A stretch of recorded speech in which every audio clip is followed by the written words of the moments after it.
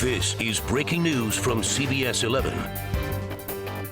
We continue to follow several breaking news stories across North Texas in Fort Worth. Two separate shootings with two different results. Arzo Dost is going to join us live from the complex where a security guard pulled his gun on a driver. More on that story in a moment. First, though, we begin with breaking news in Garland. 30 people have to find a new place to stay this morning after a two-alarm fire ripped through an apartment complex overnight. CBS 11's Elizabeth Dinh has been working on this one since 4 a.m. She joins us now live with some new information. Elizabeth.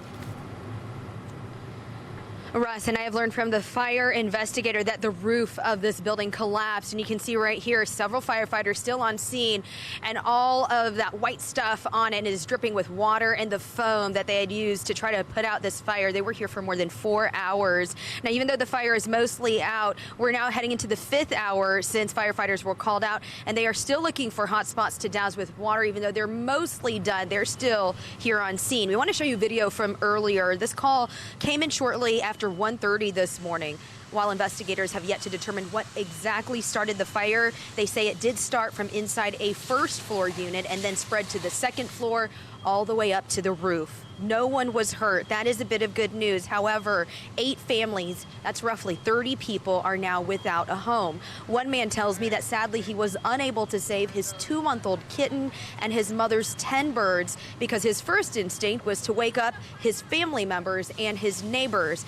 Back out here live, you can see just still dripping here, and we can see a bit of smoke coming from that second-story apartment unit coming out from the window. Fire investigators tell me one reason it took a long time to battle this fire. Again, they were here for more than 4 hours before we stopped seeing much of that heavy smoke coming out. They said one thing is just the construction of it and the materials inside. And once the roof collapsed at one point, then it caused the fire to just continually burn things inside the middle of the structure. So that's what kept it going for even longer than anticipated. Thankfully, no firefighters were hurt in this as well.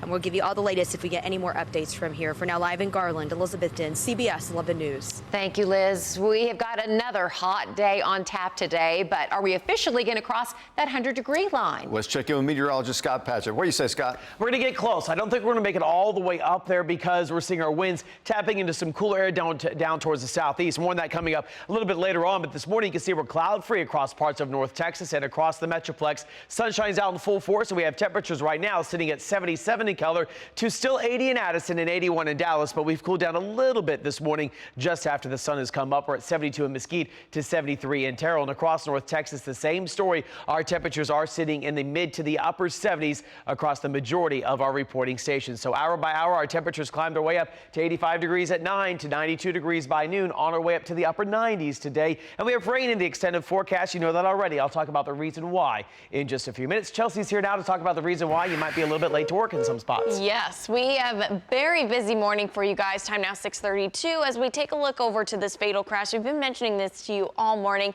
This turned into a fiery crash. Essentially, one car involved ran into a tree. This happened around 2 a.m. this morning. This is 10 Mile Bridge Road over by Eagle Mountain Lake, pretty much in that particular spot. You're going to see a closure really in both directions there, so it's going to start to slow you down if you travel this.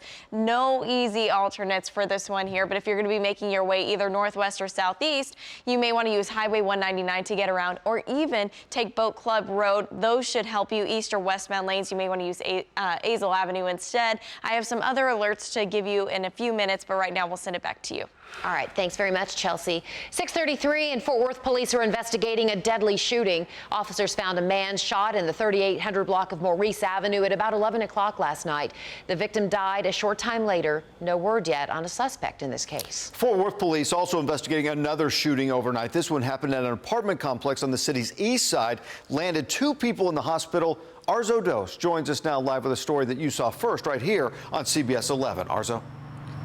Russ, I want to show you something. Just through the gate there, the markings you see on the pavement, well, that's where the security guard shot the suspect. Police say he tried to talk to him here at this apartment complex near Randall Mill Road, but he kept driving. Investigators say the suspect drove his car right towards the guard. I'm told he pinned the guard between the 2 cars. Well, at that point, police say the security guard fired his gun and shot the suspect once in the shoulder.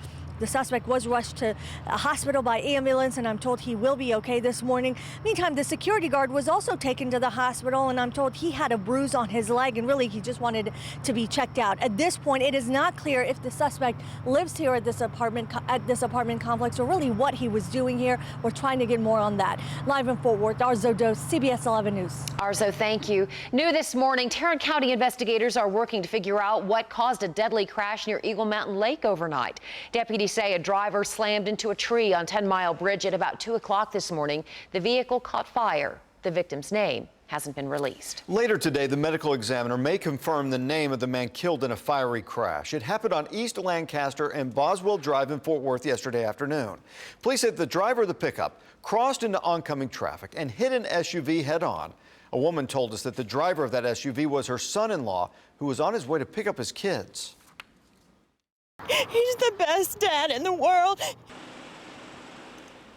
It's an emotional scene there yesterday. A woman and child in the truck are still in the hospital, both in critical condition. Police are still investigating what led up to that crash. Well, Donald Trump is at the front of the pack in campaign 2016. He's leading a new Republican presidential poll for the first time since entering the race with 17% support. Jeb Bush fell to second at 14%. And we'll soon know whether the candidates stand financially. Tonight is the deadline to submit financial reports to regulators. Bastille Day in Oak Cliff turned into a protest over a proposed development in the Bishop Arts District. Some believe the plan for a 5-story building complex would push out local businesses and longtime families. Some residents decided to protest the event known as Bastille on Bishop after learning the developer, Alamo Manhattan, was a sponsor. Activists are pushing a petition to rezone the area for smaller buildings. They donate money no matter what the price of the money, no matter how much it is, their influence. They're buying their way into making sure that whatever development they want is being built. I understand the concern, but ultimately we're not bought and sold for $500. Organizers of the event invited the developer to participate, saying it's important for the company to invest in the community. Happening today, will the deal get done between Cowboys and wide receiver Dez Bryant? The countdown is on. Both sides have until 3 p.m. to sign a long-term contract, or else Bryant says he won't be at training camp. There are reports that the Cowboys bumped up their offer to more than $12.8 million that he would make this year, but it's believed that both sides are still pretty far apart. Watch for updates on social media all day by following or liking CBS DFW. Later today, we should get more detailed photos of Pluto. NASA confirmed last night that the Pluto flyby was a success. The New Horizons spacecraft came within 7,800 miles of Pluto's orbit yesterday, and right now it should be sending back some detailed photos. It's taken the spacecraft nearly 10 years to reach the dwarf planet.